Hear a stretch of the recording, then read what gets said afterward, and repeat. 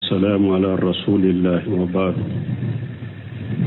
سورة تسرني فيديو من كوفو الحمد لله. سورة فتن من كاكا على يندمي أيمه نفا ويالا كفا سمانتيادي. أرولا يدوين ولي أقوتي على نيكما من كي فيديو إنك أقوائي على نفا قصبه. Osino ale dusukun kuma sere ka wasu ha comme kuma nono meni ayale hakili sabati kale nafa koso ya do suro nyafo aka kuma wala video tigi ngwa ko bombaji ni useminu no fawjani ko aqida law ka kuma be nyugo ngurja ma o yoroni jabinte mono ka nyina no yoroni ko cinya tola ahli sunna wal jamaa manyugon soso abidala kata qarani saba shebau tabinau nin jama kulu saba sosolitu bolo aqida yorola aw ayimma nanu ko fi aqida bo chogodela sosolitu bolo aqida kola parce que aqida ko ala côté ciden côté hakkilina don yorote o yorola hakkili koro yo yoroda de hakkili ki deme ika delila nunu famu mais etese ki ka hakkili bara o yorola ka delaw toy o de ya to ahli sunna wal jamaa sosolitu bolo aqida la machinya fo karamo be nyogon soso mustahidu be nyogon soso fil furu'i masailatul istihadiyya fiqh bonda masailatul fiqhiyya ko munu nye fiqhu bonda masailaw delila jele mona munonna nu done ke bago be barake nu ye nu ka ire jijane ka delilaw fale ka bo ayaw ne hadisawla done ke bago be bo nyugon koro ulu de la fiqhu yoro fiqhu masaila yoro na aqidate sosolitu ni nyugon je aqidala bo yo yoro jabi nyaaye bidu en kono abafo ko ala bella resika ko kasoro ala de ye folo ya de fembeta ko nu ko ala be lare shi kasisa ko mbu nyinin kaw ko lare shi de folo la be ube ala de folo la min ba ke kanyinin ka ba fo nyinin ka bi ni nyorola mba fo lu fula be ya ay sira la nye aben nin ko munu na ye sira ala nye kan nin ko uta ka sage kubila erejo sosoka ka hada madon ka gida cinya ka subu habulu duskun kono ewa ka shikabulu duskun kono tiiden ko ne kera sababu ye ka mogo filin hari fatulen ko fe fo kata lagara mogo filin ne ka kuma ye a junubu bebe dai ka hari ka kaburu kono ay siralanye minye abul maali al joyini yubafu ale de ma imamul haramain karamogo bado atumbe ale ashariya shiraka atumba kade wala tella resika ayen nin ceen ka kuma nyona de fo dondola aka deresula do ko tumbe mimbarika ko ala bella resika ko kasoro ala tumbe kasoro la resimada kalanden do be ko hamadani ako karamo ala kala resiko allah fiya kaboma nebe e karamo nyininka duawu kala jumambe do jiya kono na ye duawu ke na ma bolo fense kata samfe duawu kele gu buro korota kata samfe munna mbi nyinen ka wala karamo ngi ajigina mimbari de ka bolo fula dako ako hayyaratani hamadani ako hamadani yimbila kono na filila hamadani yimbila kono na filila atubira kasage kata salafu kata bulma abul maali joyini atubira kasage kata salafu kata bulma ka alakal larisi ala korota larisi ka ko sabati donc ambe min fatige astadalla ahli sunna على أولو الله تعالى على خلقه أولو جاتيا بالكتاب والسنة والإجماع والعقل والفطرة أهل السنة والجماعة ويدل لك كو على بالسنفة على السنفة لا أبي السنفة كجاتي abe sanfe danfeŋo sanfe na ka jaate ahli sunna wal jamaa wuyo sabati dalilaŋo la bil kitab ni qur'anay wa sunna ni ciiden kadi sa sahalew wal ijma'i ani doni ke bago be farala ñon ko selafu be benembo ka wal aql ani hakli kisile hakli selim hakli min kisile ne be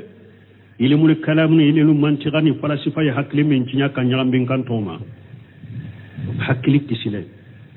wal fitrat ani hadama denkele danfen kelenkele alay dan cogumi ka fitra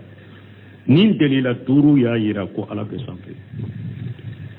dalalatul qur'an ala uluwillah qur'ana ka dalila ko ala be sampe famal kitabu faqad tanawwa'at dalalatuhu ala uluwillah qur'ana ka dalilan noniya caman de dalilan noniya caman de be qur'ana kono ko ala be sanfe fataratan bi zikril uluwi waqatu dola qur'ana bi dalila do be na ko ala be sanfe watarata bi zikril fawqiyya qur'ana aya dola abafu ala qur'atalen qur'ana do aya dola ala abafu ala be sanfe watarata bi zikri nuzul ashiya min indihi watu dola yoro dola qur'ana be ala sanfela fo ni ko jigiliye kabo ala fe watarata bi zikri suuduha ilayhi al qur'ana be ala ka sanfela fo ko be yele katama watarata bi kauni fi samai qur'ana ka dalila dola abayira ko ala be sanfe na aba fo ko ala be sanfe fa ulu'u mislu qawlihi wa huwa al-aliyyul azim ni qur'ana bayira ko ala korotaleno abe suratul baqara kono ala bafo wa huwa al-aliyyu al-azim ala de korotaleno ala kapo sabbih isma rabbika al-a'la sabbih isma rabbika al-a'la ni qur'ana ayade ko ni subhanallah to nyenti ala ni subhanallah fo masamin korotaleno qur'ana yennin fo wal fawqiyya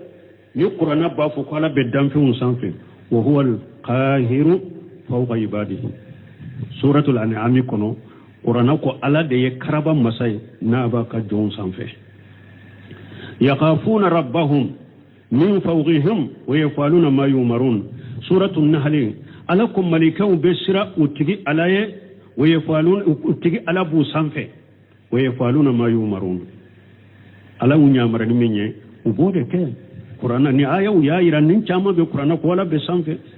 wa nuzul al asya'i minhu misl qawlihi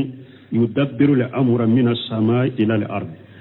qur'ana be ankibar ya waqtu dola kala ka sanfe ra iranna ko fum be jigi kabo ala fe sanfe ala ko qur'ana kono ko ala be ko latige kabo sanfe kana duguma qur'ana yo fanye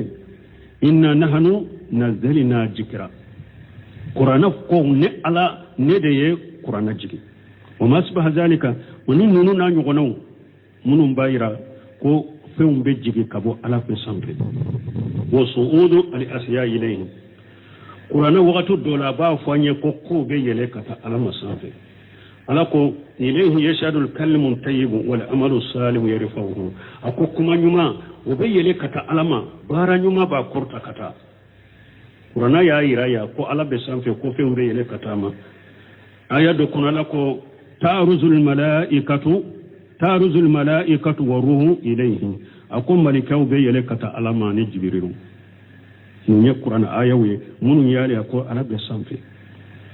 وأما سنة دلالة السنة أنكم نيقرأ آيو مثالية دليلان نانا تشيدن كارسا سهلون كنوكو على بسامفي تشيدن كما كايويرا في قوله وفيله وتغريره تشيدن كما كاويا كوالا بسامفي تشيدن كو سبحان ربي الأعلى ni تشيدن بسبرلا أبا فسنا بنت على مسام كرتالنا والله فوق في الحديث والله فوق الأرض أبي حديث دولا تشيدن كوالا بالارس سامفي ni تشيدن كما كاي ومال فيل تشيدن ككوالا يايرا كو على بسامفي akan hiju laba ay arafa kutuba kala liko ba ko ala hal ballagtu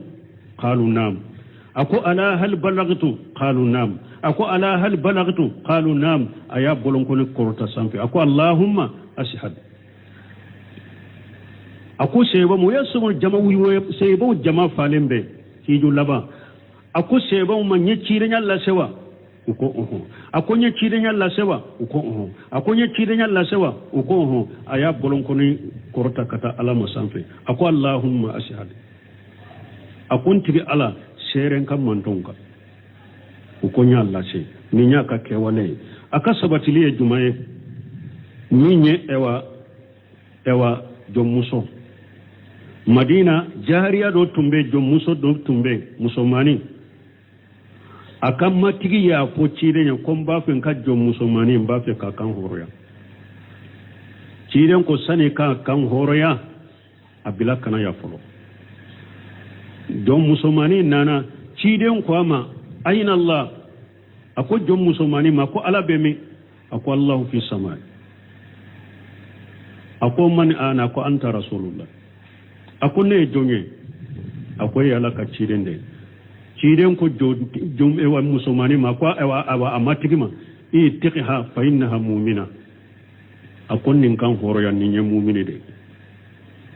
aya sabati jom muso ko ala be sanfe cirenya sabatu ba ma sabati cirenya sabati don ko ko ni yorola o ko ni ni laje iba soro kacaya jom muso mani alete horoye marafende do iba soro ale kala lenyerete iba soro kala nyerete alela me ala yudani dan cogo nyuma dire ani ulu dalen tumbe sarafu ka gira udeka ako ala be sanfe mais hadamaden fililen fule hadamaden karamo fililen fule ka fo sisa ko ala be fambe ube yorote ala la don musomani kalambali akacha ya ute kala parce que horote na ba yere bolo amara lende do o fule ka fo ko ala be sanfe an ka karamo fililen be ko ala be fambe ube fante ala la kabako te ninye ewa sunnatai sabasoro lola kiden ka kuma akwala be sanfe ciden ka kewale akwala be sanfe ciden ya sabati akwala be sanfe tawa al ijma'u shebau tabinau abin nimbe bolo ko ala be sanfe kuma nyugo so sola ciden yari seriya ke jamakulu saba minye kulu de kausa ne kan manton beye sebo ni tabinau nin jamakulu saba sosoli tunu nyogon che bebbe nemba ka ko ala bella resi sambe sosoli tu bolola minye abu hanifa akoni mugo min ko la rifa rabbi fi samai aw fil ardi fa huwa faqad kafara abu hanifa ko ni mugo min ko netado ntiga ala be sanferewa uba be dugumare akoye kafirin وكم من قال الله على العرش هل العرش في السماء أو في الأرض فقد كفر أبو حنيفة كوني مؤمن كو على بالله من نتارو يرى الله في السماء وبابي دوما كوي كافر يرى أحمد بن حنبل كو على بالسماء ما كدوني بيوروبي إمامنا الشافعي كو على بالسماء إمامنا مالك كو على يرجاتي بالسماء akaddan fi sanfe ma kaddoni be yorofe majhabin nani ubbe ba ka ko ala be la resika jama kulu saba sosoli tu bolo ko ala be sanfe ni nye ijima u delelay hakili nyuma hakili kisilen kele o ni nye nu ku nyininka yala hada maden ka korota kasoro hada maden korota len aba sanfe yala magakutu dafalende do chogoya belawbe magakutu dafalende nu ko magan kutu dafalende do chogoya bela hada maden ka ke ikrotale no be sanfe e wa amba ko magan kutu dafale chogoya dola ala de kakano ala be sanfe de hakili kisilen bayira ko ala be sanfe ni u kadella boyoro nanina ali fitra hada maden kelen dan chogo nyuma ibado ko ala be sanfe de hada made be dampe be ni kodo tunni ka iddugundo tunni ka dron ni ibafe ka ala deliba fe ki yere sembe kata alama I hakili be minyire la dron ala sanfela kodo tunni ka dron ni bafo ki ewa I yere gri kata alama ki sembe alama ibi bolo korta kata sanfede o bayira danfen be dancogo o bayira hari baga doni kabaw ya yira hari baga min ni abba fe ka ala deli aba kun korta sanfede abena qisala ko Selemani na ka jama bole ku beta sanji nyinike ku ye dinginye don soro ajale asem nani be sanfe ko Selemani ko jama manka sadi ala ye jidda mani danfe ngureka ala deli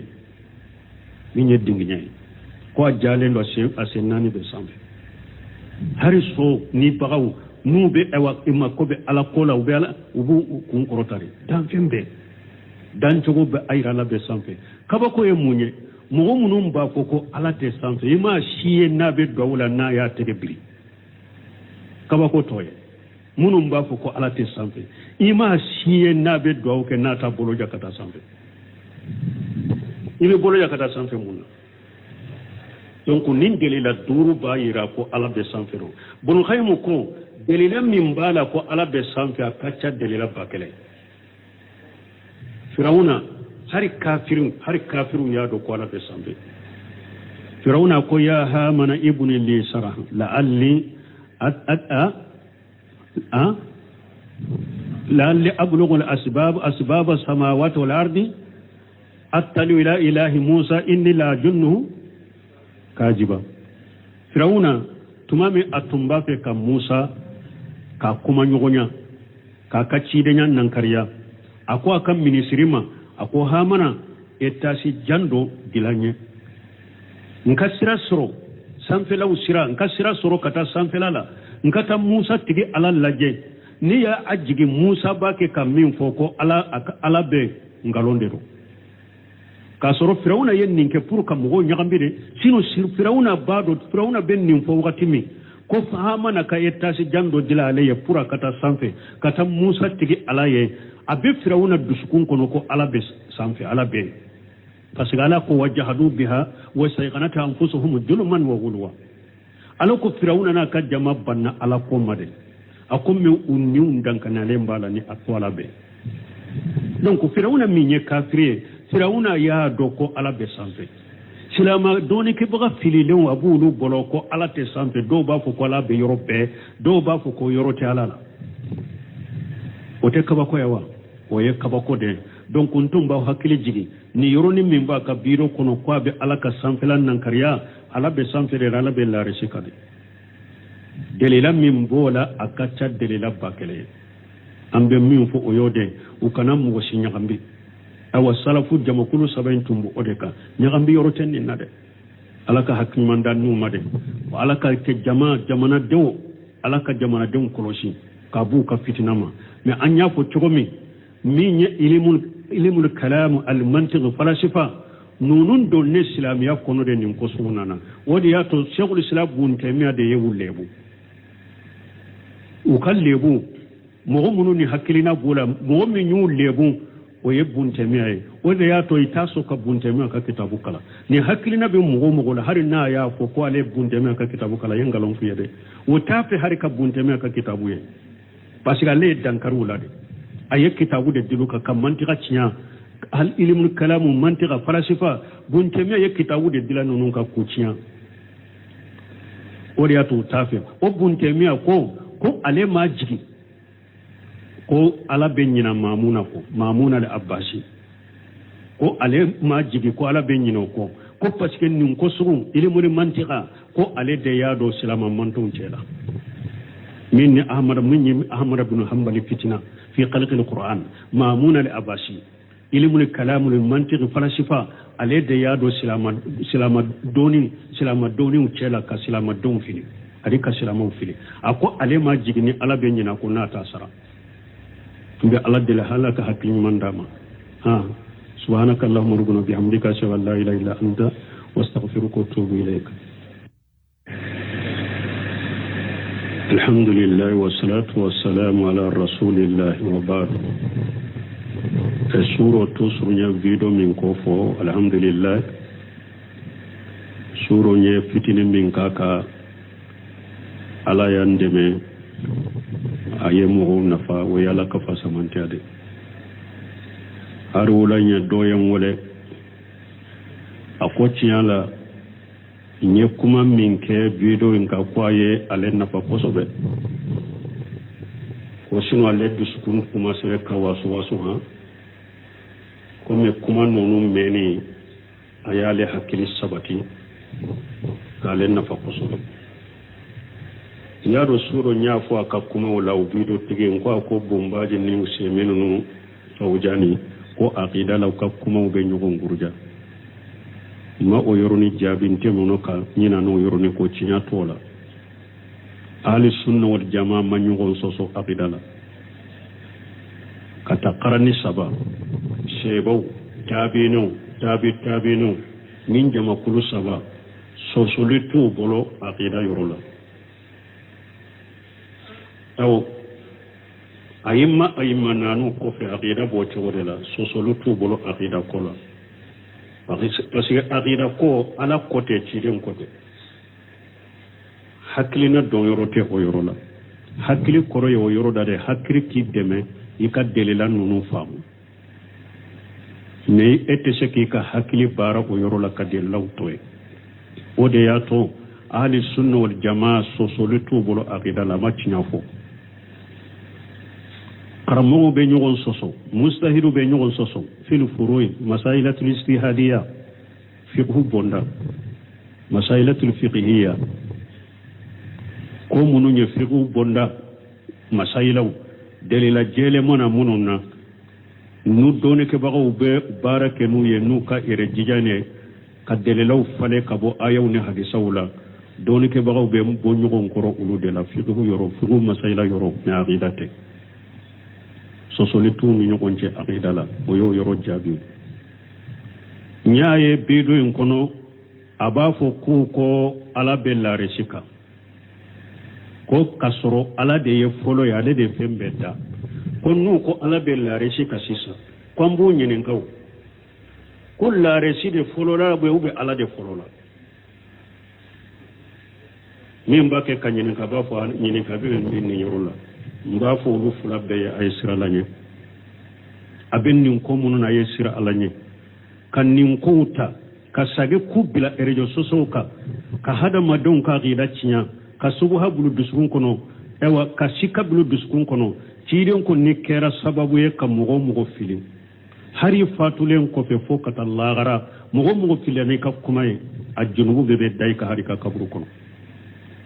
a ye sira la ɲɛ min ye abul ma'ali al-Juwayni i b'a fɔ ale de ma imamul haramain karamɔgɔba dɔ a tun bɛ ale ashariya sira kan a tun b'a ka de ko ala tɛ laarisi kan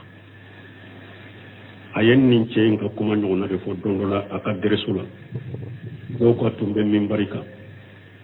ko ala bɛ laarisi kan ko k'a sɔrɔ ala tun bɛ k'a sɔrɔ laarisi ma da kalanden dɔw bɛ u b'a fɔ hamadani a ko karamɔgɔ ala ka laarisi ko ala lafiya ka bɔ ma ne bɛ e karamɔgɔ ɲininka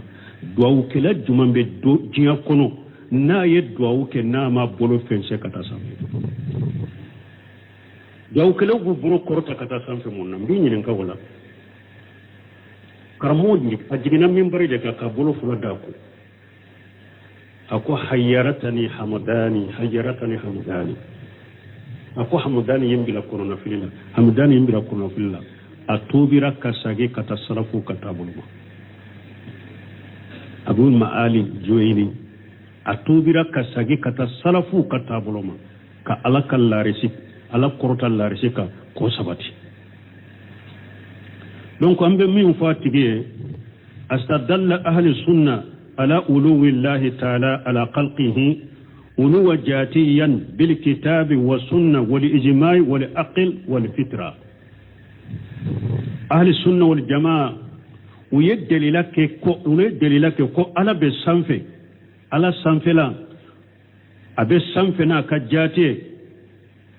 a bɛ sanfɛ danfɛnw sanfɛ n'a ka jati ahli sunna wal jamaa u y'o sabati dalilanw la bil kitab ni qur'ana wa sunna ni ciden ka sahalew wal ijma' ani doni ke bago be farala nyon ko selafu be bennen boka wal aql ani hakli kisile hakli selim hakli min kisile ne be ilmul kalam ni ilmul mantiqani falasifa ya hakli min cinya kan nyambin kan toma hakkili kisile wal fitrat ani hadama den kele danfen kele ala yi dan cogo mi ka fitra nin dalila duru ya yira ko ala be sanfe dalalatul qur'an ala uluwillah qur'ana ka dalila ko ala be sanfe famal kitabu faqad tanawwa'at dalalatuhu ala uluwillah qur'ana ka dalilan noniya caman da dalilan noniya caman da be qur'ana kono ko ala be sanfe fataratan bi zikril uluwi waqatu dola qur'ana bi dalila do bena ko ala be sanfe watarata bi zikril fawqiyya qur'ana aya dola abafu ala qur'atalen qur'ana do aya dola ala abafu ala be sanfe watarata bi zikri nuzul asya'i min indihi watu dola yoro dola qur'ana be ala sanfela fo ni ko jigiliye kabo ala fe watarata bi zikri su'uduha ilayhi al qur'ana be ala ka sanfela fo ko be yele katama watarata bi kauni fi samai qur'ana ka dalila dola abayira ko ala be sanfe na aba fo ko ala be sanfe fa ulu'u mislu qawlihi wa huwa al-aliyyul azim ni qur'ana bayira ko ala korotaleno abe suratul baqara kono ala bafo wa huwa al-aliyyu al-azim ala de korotaleno ala kapo sabbih ism rabbika al-a'la sabbih ism rabbika al-a'la ni qur'ana ayade ko ni subhanallah to nyenti ala ni subhanallah fo masamin korotaleno qur'ana yenni fo wal fawqiyya ni qur'ana ba fu kala be damfin sanfi wa huwa al-qahiru fawqa ibadihi suratul an'am kono qur'ana ko ala de ye karaba masai na ba ka jon sanfi yaqafuna rabbahum min fawqihim wa yafaluna ma yumarun suratul nahl alakum malikau bisra utigi alaye wa yafaluna utigi ala bu sanfi wa yafaluna ma yumarun ala unyamara ni menye ubode ke qur'ana ni aya ya iran nin chama be qur'ana ko la be sanfe wa nuzul al asya'i minhum misl qawlihi yudabbiru al amra min as-sama'i ila al ard qur'ana be ankibar ya waqtu dola kala ka sanfe ra iranna ko fum be jigi kabo ala fe sanfe ala ko qur'ana kono ko ala be ko latige kabo sanfe kana duguma qur'ana yo fanye inna nahnu nazzalna dhikra qur'ana ko ne ala ne de ye qur'ana jigi وما أصبح ذلك وننو نانيغنو منو بايرا كو فيهم بيجيكي كابو على في سانفي وصعود الأسياء إليه قرانا وقتو دولابا فاني كو بيجيلي كتا على مسانفي على كو إليه يشهد الكلم الطيب والعمل الصالح يرفعه أكو كما نيما وبيجيلي كتا على ما بارا نيما با كورتا كتا قرانا يا إيرايا كو على بسانفي كو فيهم بيجيلي كتا ما آيات كنا لكو تعرض الملائكة والروح إليه أقوم ملكاو بي لك تعلم عن جبريل من يقرأ آيوي من يالي أقول أنا بسانفي وأما سنة دلالة السنة أنكم نيقرأ آيو مثالية دليلان نانا تشيدن كارسا سهلون كنوكو على بسانفي تشيدن كما كايويرا في قوله وفيله وتغريره تشيدن كما كاويا قال بسانفي تشيدن كو سبحان ربي الأعلى ni تشيدن بسبرلا أبا فسنا بنت على مسامن كرتالنا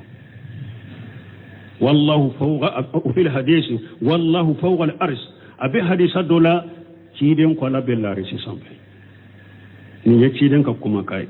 ومال فيل تشيدن ككيوالي يايرا ko ala be sanfe akai hiju laba ay arafa kutuba kala kutuba in kala liko ko ala hal ballagtu qalu nam ako ala hal ballagtu qalu nam ako ala hal ballagtu qalu nam aya bolon ko korta sanfe ako allahumma ashhad ako seba mo yaso jama'u seba jama falembe hiju laba ako seba mo nyechi nyalla sewa uko akonye chidenya la sewa uko akonye chidenya la sewa uko aya bolon koni korota kata ala masanfe ako allahumma ashhad akunti ala seren kam mantonka ko nya Allah se ni nya ka kewale aka sabatili e jumaye ni nye ewa jomuso Madina jariya do tumbe jomuso do tumbe musomani akan matigi ya ko cire ne kon ba fin ka jomusomani ba fe ka kan horoya cire ko sane ka kan horoya abila kana ya folo jomusomani nana cire ko ama aina Allah ako jomusomani ma ko ala be mi ako Allah fi samai ako man ana ko anta rasulullah ako ne jonge ako ya la ka ciren de ciren ko jom e wa musumani ma ko awa amatigima e tiqiha fa innaha mu'mina ako nin kan horo ya ni mu'mini de aya sabati jom musoko ala be sanfe ciren ya sabatu ba ma sabati ciren ya sabati don ko ko ni yorola ko ni yen laje iba soro kacaya jom musumani alete horoye marafende do iba soro ale kala lenyerete iba soro kala nyerete alela me ala yudani dan cogo nyuma dire ani ulu dalen tumbe sarafu ka gira udeka ako ala be sanfe me hada madin fililen fule hada madin karamo fililen fule ka fo sisa ko ala be fambe ube yorote alala jom musomani kalambali akacha ya ute kala parce que horote na ba yere bolo amara lende do o fule ka fo ko ala be sanfe an ka karamogo fililenw be ko ala be fambe ube fante ala la kabakote ninye ewa sunnatai saba soro lola ciden ka kuma ako ala be sanfe ciden ka kewale ako ala be sanfe ciden ya sabati ako ala be sanfe ewa al ijma'u shebau tabinau abin nimbe bolo ko ala be sanfe kuma nyugo so sola cire nyari ye seriya ke jama kulu saba minye kulu de kausa le kam mantom beye sebo ni tabinau nin jama kulu saba sosoli tunu nyugo nche ubebe nemba ka ko ala be la resi sanfe sosoli tu bolola minye Abu Hanifa akoni mugo min ko la arifa rabbi fi samai au fil ardi فهو فقد كفر Abu Hanifa ko ni mugo min ko ne tado ntiga ala be sanferewa uba be dugumare akoye kafirin ukam man qala Allahu ala al-arshi hal al-arshi fi samai aw fil ard faqad kafara Abu Hanifa ko ni mugo min ko ala be larishika min ne tado yara larishika sanfere uba be duguma akoye kafiriyar Ahmad ibn Hanbali ko ala be sanfe mi aka doni be Europe Imamuna Safai ko ala be sanfe Imamuna Maliki ko ala yere jati be sanfe aka damfe un sanfe mi aka doni be Europe majhabin nani ubeba ka ko ala be la reshika jamakulu saba sosolitu bolo ko ala be sanfe ni nye ijma'u delilai hakili nyuma hakili kisilen kelen o minye nuku nyininka yala hada maden ka korota kasoro hada maden korota len rabon sampe yala magakutu dafalende do chogoya bela ube magakutu dafalende nuko magakutu dafalende do chogoya bela hada maden ka ke ikorota len ube sampe aw amba ko magakutu dafale chogoya dola ala de kakano ala be sampe de hakili kisilen bayira ko ala be sampe ninye ukadella boyoro nanina ali fitra hada maden kelen dan chogo nyuma ibado ko ala be sanfede hada made be damfe be ni kodo tunni ka idegundo tunni ka dron ni ibafe ka ala deliba fe ki yere sembe kata alama I hakili be minyire la dron ala sanfela kodo tunni ka dron ni bafo ki ewa yere gri kata alama ki sembe alama ibe bolo korta kata sanfede ubayira damfin be danchogo ubayira hari baga doni kaba u yayira hari baga min ni abafe ka ala deli aba kunkorota sanfede abena qisala ko Selemani na ka jama bole ku beta sanji nyinike ku ye dinginye don soro ajale asem nani be sanfe ko Selemani ko jama manka sadi ala ye jidda mani damfe ngureka ala deli ni ye dinginye ko a jalen do ase nani be sanfɛ hari so ni bagaw n'u bɛ ima ko bɛ ala ko la u bɛ ala u b'u kun kɔrɔtari danfɛn bɛɛ dancogo bɛ a yira ala bɛ sanfɛ kabako ye mun ye mɔgɔ minnu b'a fɔ ko ala tɛ sanfɛ i m'a si ye n'a bɛ duwawu la n'a y'a tɛgɛ biri kabako tɔ ye minnu b'a fɔ ko ala tɛ sanfɛ i m'a si ye n'a bɛ duwawu kɛ n'a ta boloja ka taa sanfɛ i bɛ boloja ka taa sanfɛ mun na donc nin delila duuru b'a yira ko ala bɛ sanfɛ ro Ibn Qayyim ko delila min b'a la ko ala bɛ sanfɛ a ka ca delila ba kɛlɛ Firawuna hari kafiru y'a dɔn ko ala bɛ sanfɛ Firawuna ko ya Hamana ibni li sarah la'alli لعل أبلغ أسباب السماوات والأرض أطلع إلى إله موسى إني لا جنه كاذبا فرعون تمامي أتمبا في موسى كما نغنيا كاكاتشيدنيا ننكريا أكو أكام منيسريما أكو هامنا يتاسي جندو دلانيه nkasira soro sanfela usira nkasira soro kata sanfela la nkata Musa tigi ala laje ni ya ajigi Musa bake kamin foko ala be ngalonde ro ka soro Firawuna yen ninke pour ka mugo nyagambire sino Firawuna bado Firawuna ben nin fo wakati mi ko fahama na ka etasi jando dila ale ye pour kata sanfe kata Musa tigi ala ye abe Firawuna dusukun kono ko ala be sanfe ala be parce que ala ko wajahadu biha wa sayqanata anfusuhum julman wa gulwa ala ko Firawuna na ka jama banna ala ko made akomme unniun dankana lembala ni akwala be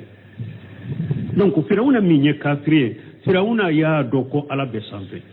silama doni ke baga fililen abulu bolo ko ala te sanfe do ba ko ala be yorobe do ba ko yorote ala la o te kaba ko yawa o ye kaba ko de donc ontum ba hakile jigi ni yoroni min ba ka biro kono ko be ala ka sanflan nan kariya ala be sanfere ala be la resikade delila min bola akata delila bakele ambe min fo oyode o kana mo sinyagambi awa salafu jamakulu sabantumbu odeka nyagambi yoroten ni nade ala ka hakimanda numa de ala ka te jamana dewo ala ka jamana dewo kolosi ka bu ka fitinama mais anya fo chogomi min ilimul kalam al mantiq falasifa nunun do ne islamiya kono de nim ko sunana wodi ya to shaykhul islam bun taymiya de yewulebu u kallebu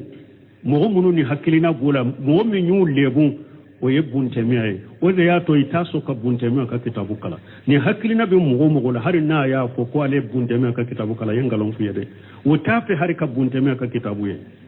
parce que ale dankaru la de aye kitabu de diluka kam mantika cinya hal ilmul kalamu mantika falasifa buntemiya ye kitabu de dilanu nun ka kuciya oriyatu tafe o buntemiya ko ale ma jigi ko ala benyina mamuna al abbasi ko ale ma jigi ko ala benyina ko parce que nun ko surum ilmul mantika ko ale de yado silama manton cela من أحمد بن حنبل فتنة في خلق القرآن مامون الأباسي علم الكلام المنطق فلسفة عليه ديادو سلام دوني وشلا كسلام دون فيني أريك سلام فيني أكو عليه ما جيني على بيننا كنا تاسرا بي على دل حالك حكيم من داما